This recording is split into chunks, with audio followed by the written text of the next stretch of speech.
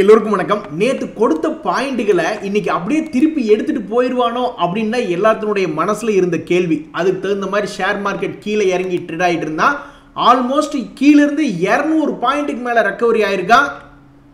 இன்னைக்கு ஏன் மார்க்கெட் கீழே இறங்கிருந்து எல்லாரும் பயந்துட்டு இருந்தோம்னா, அந்த எஸ்பிஐ வெளியிட்டுள்ள எலக்டரல் பாண்ட் நியூஸ்னால ஏதாவது மார்க்கெட் இன்னைக்கு சின்ன பின்னம் ஆயிடுமா அப்படின்ற மாதிரி தான் நம்ம எல்லாரும் எதிர்பார்த்துக்கிட்டு இருந்தா, அவங்க இந்த நியூஸ் விட்டுட்டு அடுத்தது அரசு நியூஸுக்கு போயிட்டாங்க.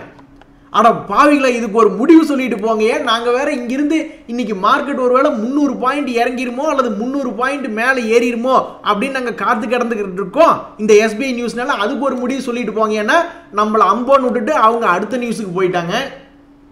சில காலமாகவே கவனிச்சிங்கன்னா இந்த ஆக்சென்சர் அப்படின்ற கம்பெனி நம்ம ஷேர் மார்க்கெட்டில் இல்லைனாலும் நம்ம உலக அளவில் பல ஷேர் மார்க்கெட்டுகளை கொலையாக கொண்டுகிட்டு இருக்கான். இப்போ கூட சமீபத்தில் அவங்களுடைய ரிசல்ட்டை வெளியிட்டு அவங்க என்ன சொல்கிறாங்கன்னா, எங்களை பொறுத்த வரைக்கும் வளர்ச்சி அப்படின்றது கொஞ்சம் கம்மியாக இருக்கிற மாதிரி தெரியுது அப்படின்ட்டாங்க. இந்த பேச்சை கேட்ட உடனே நம்ம ஷேர் மார்க்கெட்டினுடைய தூண்கள் ஹெச்சிஎல் எல்லாம் வரிசையை விழுந்துட்டாங்க. ஹெச்சிஎல் டெக்கெல்லாம் பரவாயில்ல ரெக்கவரி ஆகிட்டான்னு தான் சொல்லணும். 1500 வரைக்கும் போனவன் இப்போ கொஞ்சம் ரெக்கவரி ஆகிருக்கான். விப்ரோ அதுவும் 3% காலி, டிசிஎஸ் அவனும் 2% காலி, இன்ஃபோசிஸ் அவனும் 2% காலி. இப்போ ஏற்பட்ட தூண்கள் எல்லாம் கீழே போச்சுன்னா அப்புறம் என்னங்க ஆகும்? மார்க்கெட் கொஞ்சம் சின்ன பின்னமாக தான் இருக்கும். கொஞ்சம் ரெக்கவரி ஆனதுனால தான் இன்னைக்கு நம்மளுடைய மார்க்கெட் என்ன ஆயிருக்கு, மறுபடியும் கொஞ்சம் ரெக்கவரி ஆயிருக்கு.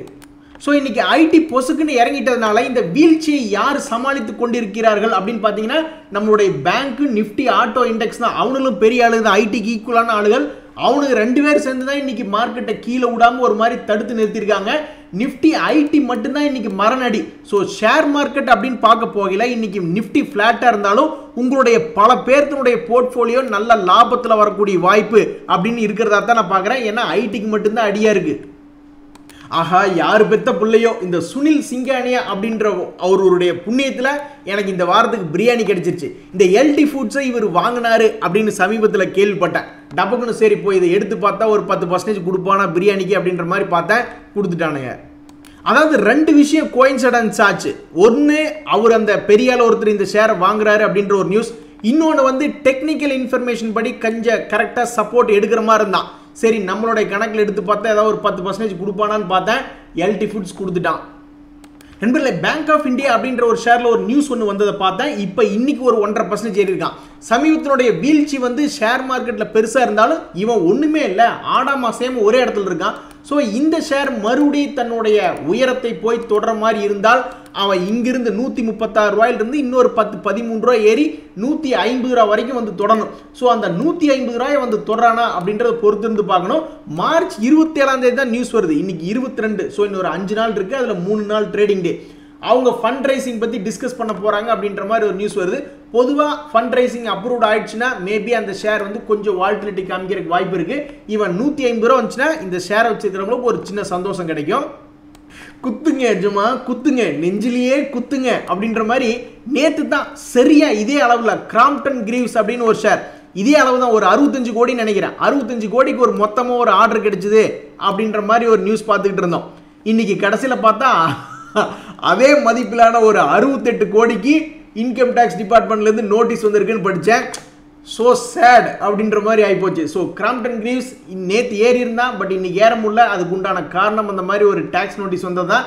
சமீபத்தில் இந்த ஒரு வருஷத்தில் என்ன ரிட்டர்ன் கொடுத்துருக்காங்கன்னா -7% போட்ட பணத்துக்கு கும்பா அப்படின்ற மாதிரி தான் இருக்குது. ஆனால் பாவியில் இந்த ஐஓசி ஷேர்லாம் 100 ரூபா வந்துச்சுன்னா கவர் பண்ணலாமே அப்படின்ற மாதிரி நான் யோசிச்சுக்கிட்டு இருந்தேன். ஆனால் இன்னைக்கு மீடியாக்கெல்லாம் ஐஓசி, எஸ்ஆர்எஃப், அசோக் லைலண்ட் போன்ற ஷேர்லாம் டிஸ்கஸ் பண்ணுறாங்க. இதனால் ஒரு வால்டிலிட்டி வந்து கீழே வந்துட்டா பரவாயில்ல, பட் மேலே போயிட்டான்னாக்கா என்னுடைய போட்டு வச்ச திட்டமெல்லாம் கும்பா பாடிடும். நண்பர்களே, இப்போ ஷேர் மார்க்கெட்டினுடைய ஆளுமை அப்படின்னு பார்த்தீங்கன்னா எஃப்ஐஸ்லேருந்து டிஐஸ்க்கு கொஞ்சம் கொஞ்சமாக வந்துடுச்சு.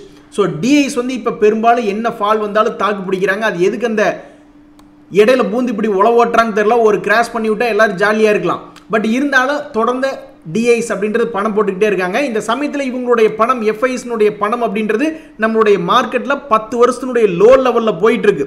இது வரைக்கும் இவ்வளவு லோல் இல்லை. இப்போ நம்ம 400 லட்சம் கோடி நம்மளுடைய டோட்டல் மார்க்கெட் கேபிட்டல்னா இப்போதைக்கு எஃப்ஐஸ்னுடைய வெளிநாட்டுக்காரங்களுடைய பணம் வெறும் 50 லட்சம் கோடி மதிப்பிலானதாக இருக்கு, ரொம்பவுமே லோவாக இருக்கு. அப்படி லோல இருந்து இன்னுமே செல்லிங் பண்றாங்களா அப்படின்ற மாதிரி நம்ம பார்த்தோம்னு வச்சுங்களேன், அதுக்கு வாய்ப்பு இருக்கு. என்ன காரணம்னா இந்த யூஎஸ் டாலர் இண்டெக்ஸ் அப்படின்றது 104 போய்கிட்டு இருக்கு. அப்போ அவங்களுடைய டாலர் வந்து அப்ரிசியேஷன் ஆகிட்டு இருக்கும் பொழுது பெரும்பாலும் ஜென்ரலாக ஷேர் மார்க்கெட்டில் அவங்களுடைய டாலர் அப்ரிசியேஷன் பண்ணும்போது கொஞ்சம் வித்து பணத்தை எடுத்துக்குவாங்க. அதன்படிக்கு நம்ம பார்த்தோம்னா எஃப்ஐஎஸ்னுடைய டேட்டா இப்போதைக்கு பார்க்கும்போது 15 நாளைக்கு முன்னாடி கூட நம்ம பார்த்துட்டு இருந்தோம். மாதத்தினுடைய பாதி நாள் நல்லா இருக்கு, 15,000 கோடி அளவில் இன்வெஸ்ட்மெண்ட் பண்ணியிருக்காங்க நம்ம பார்த்துட்டு இருந்தோம். கடைசியில் பார்த்தா அதில் ஒரு 10,000 கோடி தூக்கிட்டு போயிட்டாங்க. இப்போ 4,200 கோடி தான் மொத்தத்துக்கு இந்த மாதத்தில் இன்வெஸ்ட்மெண்ட் பண்ணியிருக்காங்க. அதே சமயம் டிஐஸ் வந்து ஜென்ரலாக இவங்க 4,000 கோடி வித்துருந்தாங்கன்னா இவங்க 4,000 கோடி தான் வாங்கியிருப்பாங்க.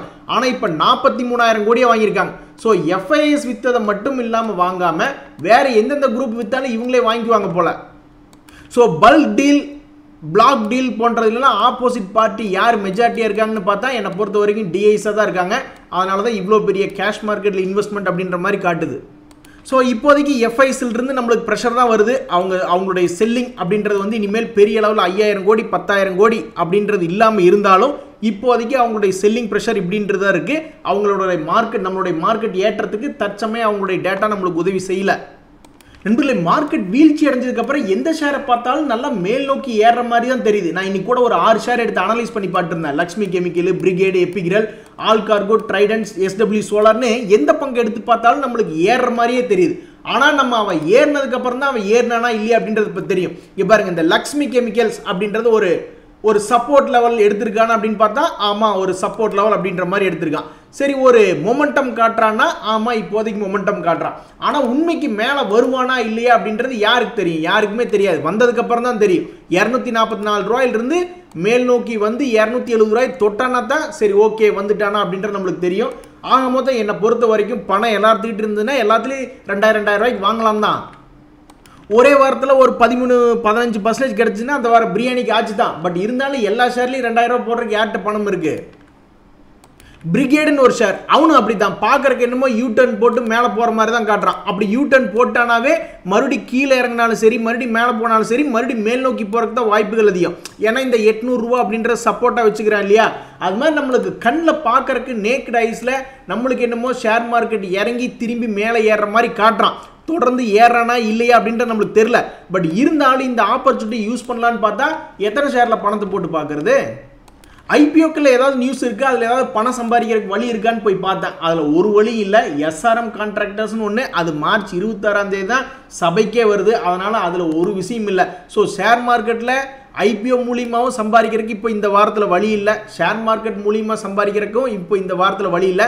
இந்த சமயத்தில் டாடா இன்வெஸ்ட் அப்படின்ற ஷேரில் ஒரு நியூஸ் என்னென்னா, தொடர்ந்து அவன் லோவர் ஃபேஸையே தொட்டுக்கிட்டே போய்கிட்டே இருக்கான். எப்போ யூடர்ன் போட்டு மேலே வருவான்னு தெரில. என்னங்க இவன் விளையாட்டு போல இறங்கிட்டா? அட பாவி, டாடா ஆல்மோஸ்ட் 40% கும்பா பாடி விட்டாயே. ஸோ எந்த ஒரு ஷேருமே கும்பாவுக்கு விதிவிலக்கு இல்லை. என்னைக்கு இருந்தாலும் ஒரு நாள் இறங்கும். இதுக்கு முன்னாடி இவன் என்ன பண்ணியிருக்கான் அப்படின்னு பார்த்தீங்கன்னா, இதே மாதிரி தான் ஒரு முறை 2,800 வரைக்கும் போயிட்டு இதே மாதிரி ஒரு 40% இறங்கியிருக்கான். அதுக்கப்புறம் மறுபடியும் ஏறி இருக்கான். அப்போ இந்த முறை இந்த இடத்துல யூடர்ன் போடுவானா? 6,000 நல்ல நம்பர் இல்லை, சரி ஒரு 5,000 வரட்டும். 5,000லேருந்து ஒரு யூடர்ன் போட்டால் கூட பாவம் இந்த ஷேரை வச்சிருக்கிறவங்களுக்கு ஒரு சந்தோஷம் வரும். இந்த ஐடிஎஃப்சி ஃபர்ஸ்ட் பேங்க் எல்லாம் வந்து ஒரு காலத்தில் ஹெச்டிஎஃப்சி பேங்க் மாதிரி மாறிடுமோ, ஏன்னா அந்த மேனேஜிங் டைரக்டர் ரொம்ப பவர்ஃபுல்லாக இருக்கார் அப்படின்ற மாதிரி நம்மலாம் நியூஸ் படிச்சுக்கிட்டு இருந்தாக்கா திடீர்னு இப்படியும் நியூஸ் வருது. அந்த மேனேஜிங் டைரக்டர் ஒரு 7 லட்சம் ஷேரை வந்து அவருக்கு சம்பந்தமே இல்லாத ஆளுகளுக்கு டிரான்ஸ்ஃபர் பண்ணி விட்டுருக்காரு வித் 0 கன்சிடரேஷன், அதாவது இலவசமாக கொடுத்த மாதிரின்னு வச்சுங்களேன். அப்படின்ற மாதிரி ஒரு நியூஸ் படித்தேன். அப்போ இந்த சமயத்தில் இந்த ஐடிஎஃப்சி ஃபர்ஸ்ட் பேங்க்ல ஏற்கனவே மீன் மண்டை போட்டு 84 ரூபாயிலிருந்து கீழே இறங்கியிருக்கான். எவ்வளவு? 76 ரூபா. இதெல்லாம் இந்த மீன் மண்டைக்கு கேவலம். இந்த பேட்டர்ன் படி கீழே இறங்கியிருந்தா ஒரு 50 ரூபா வந்துட்டு இந்த நியூஸ் வந்திருந்தா சரி ஓகே, ஏதோ ஒரு ட்ரிகர் கிடைக்குது அப்படின்ற மாதிரி மறுபடியும் 85 ரூபா போவான்னு நல்ல ஒரு லாபம் அப்படின்றத பார்த்துட்டு இருக்கிற மாதிரி இருக்கும். பட் இப்போ அந்த நியூஸ் வந்ததுக்கப்புறம் பாசிட்டிவாக தான் இருக்கா. இங்கிருந்து மறுபடியும் 95 ரூபா வந்துச்சுன்னா அப்பவும் ஒரு லாபமாக தான் இருக்கும். கொடுத்ததான் கொடுத்தீங்க. தியாகராஜன் அப்படின்னு இருக்கக்கூடிய ஒரு பேரில் நீங்கள் டிமேட்டில் ஒரு 7 லட்சம் ஷேர் நீங்கள் ட்ரான்ஸ்ஃபர் பண்ணாட்டி பரவாயில்ல, ஒரு 7,000 ஷேர் ட்ரான்ஸ்ஃபர் பண்ணியிருந்தீங்கன்னா கூட சந்தோஷமாக தான் இருந்திருக்கு எனக்கு. என்பதில்லை, கல்யாண் ஜுவல்லரிஸ்னு ஒரு ஷேர் ஒன்று பார்த்துக்கிட்டு இருந்தேன். இவன் என்ன பண்ணுறான் அப்படின்னு பார்த்தோம்னா, ஒரு ட்ரெண்ட் மாதிரி உருவாக்குறான். இந்த ட்ரெண்ட் வந்து ஒரு வேளை சக்ஸஸ் ஆகுது, இந்த ட்ரெண்டை வந்து அவனை கண்டினியூ பண்ணுறானுங்க அப்படின்ற மாதிரி இருக்கும் பட்சத்தில் என்னை பொறுத்த வரைக்கும் அப்படியே மேல் நோக்கி வந்து 412 தொட்டாலும் சரிதான். இல்லை ட்ரெண்டை வந்து அப் ட்ரெண்டில் பிடிச்சி இப்படி போட்டு இல்லை இங்கே பாருங்கள் கிளியராக மேலே போகுதுங்க, நான் மேலே போகிறேங்க அப்படின்ற மாதிரி கிளியராக இங்கிருந்து 384 மேலே வந்து 420 வந்தாலும் சரி. ஸோ எந்த பக்கம் ட்ரெண்ட் ஃபார்ம் ஆகி எந்த பக்கம் வந்தாலும் சரி 440 ரூபா வந்துச்சுன்னா இந்த ஷேரை வச்சிருக்கிறவங்களுக்கு சந்தோஷம்.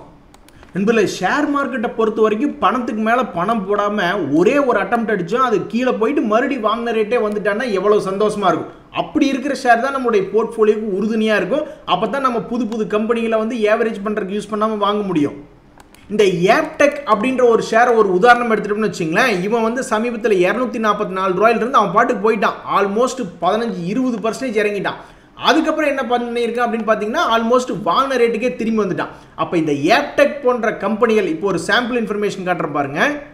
அப்போ இது போன்ற ஒரு பங்குகளை ஒருத்தர் எடுத்து வச்சிருக்காரு அப்படின்னா அவன் கீழே வரைக்கும் போயிட்டு மறுபடியும் வாங்கின வேலை அவனே திரும்பி வந்துட்டான்னு வச்சுங்களேன். அப்போ மறுபடியும் புது என்ட்ரி இப்போ தான் வாங்கின மாதிரி தானே கணக்கு. அப்போ இப்போ வாங்கினதுலேருந்து மறுபடியும் ஒரு 20% ஏறிச்சுன்னா லாபம் அப்படின்ற மாதிரி கணக்கு மாறிடுதுல்ல. டிவிடெண்ட் பிரியர்களே, உங்களுக்கு ஒரு 2 அருமையான நியூஸ். பிஎல் அப்படின்ற ஷேர் நல்லா சம்பாரிச்சு கொடுத்துட்டான். அவன் பாட்டுக்கு 100 ரூபா ரேஞ்சில் இருந்தவன் 200 ரூபா வந்து நல்லா சம்பாரிச்சு கொடுத்துட்டான். பட் டிவிடெண்ட் வகையில் பார்க்கும்போது இந்த டிவிடெண்ட் சமீபத்தில் கொடுத்த டிவிடெண்ட் வெறும் 70 பைசா தான். அதே பிஎஃப்சி ஷேர் அவனும் நல்ல லாபம் சம்பாரிச்சு கொடுத்தவன் தான். பட் டிவிடெண்டுக்கு குறைவில்லாமல் அவனும் ஒரு 3 ரூபா டிவிடெண்ட் அப்படின்றது கொடுக்குறான். சமீபத்தில் பெர்சிஸ்டன்ட் அப்படின்ற ஷேர் ஸ்பிளிட் ஆகுது அப்படின்ற ஒரு நியூஸ் பார்த்தோம். அதுக்கப்புறம் அவன் பெருசாக ஏரில் இறங்கியே தான் கிடக்கிறான். துவாரகேஸ் அப்படின்ற ஷேர் வந்து பைபேக் 80 ரூபா இருந்தப்போ 105 ரூபாய்க்கு வாங்குறான்னு சொன்னால் அப்பவும் அதனால் ஒரு 90 ரூபா வந்துனா கூட சந்தோஷமாக இருக்கும். இருந்தாலும் 78-77 போய் படுத்து கிடக்கிறான். ஸோ இந்த 2 ஃபாலோஅப்புமே என்னை பொறுத்த வரைக்கும் கும்பா ஃபாலோஅப்பாக தான் நான் பார்க்குறேன். ஏறிக்கொண்டு இருக்கக்கூடிய மார்க்கெட்டில் ஒரு நம்பிக்கை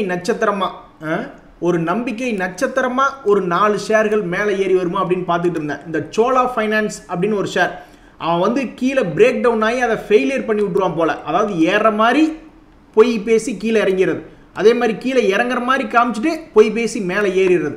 அந்த மாதிரி ஒரு ஸ்டாக்காக தான் நான் இந்த சோழமண்டலம் இன்வெஸ்ட்மெண்ட்டை பார்க்குறேன். ஸோ இங்கிருந்து ஒரு வேளை மேலே ஏறி வந்தால் ஓரளவுக்கு நல்ல செலுப்பாக இருக்கும்.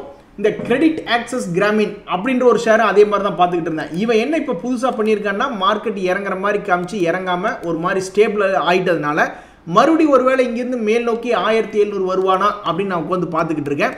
அதே மாதிரி ஜிஎன்எஃப்சி ஜிஎல்எஸ் அப்படின்ற ஒரு 2 ஷேர் பார்த்துக்கிட்டு இருந்தேன். அந்த ஷேரில் சமீபத்தினுடைய ஷேர் வீழ்ச்சியில் ஆல்மோஸ்ட் 20% இறங்கின பங்கு தான் இந்த ஜிஎன்எஃப்சி. இவனு இங்கேருந்து சப்போர்ட் எடுத்து பழையபடி 800 ரூபா வரானா அப்படின்றத பார்க்கணும். அதே மாதிரி இந்த கிளென்மார்க் லைஃப் சயின்ஸ் அதாவது ஜிஎல்எஸ் அப்படின்ற ஷேர் வந்து பார்க்கும்பொழுது அவனு இந்த இடத்துல சப்போர்ட் எடுத்திருக்கான். திரும்பி அவனுடைய ரேட் 1000 ரூபா பக்கத்தில் வரானான்னு பார்க்கணும். எல்லாமே என்னை பொறுத்த வரைக்கும் லக்கு தாங்க. அதாவது ஷேர் மார்க்கெட்டில் ட்ரெண்ட் என்ன டெக்னிக்கலாக ஏதாவது சப்போர்ட்லேருந்து இருக்கா மறுபடியும் மேலே ஏறுவான்னு எதிர்பார்க்குறதான். அப்படி நம்மளுக்கு கிட்டத்தட்ட ஏகப்பட்ட கம்பெனிகள் வரும்பொழுது எதில் கொண்டே பணம் போடுறோம்னு தெரில. ஆக மொத்தம் நம்ம வாங்கினதுக்கப்புறம் மீதி இருக்கிற கம்பெனிகள் மேலே என்னன்னா கொஞ்சம் கடுப்பாக தான் இருக்கும். இன்றைய தகவலில் உங்களுக்கு உதவியாதுன்னா எனக்கு சந்தோஷம் தான். ரொம்ப நன்றி, வணக்கம்.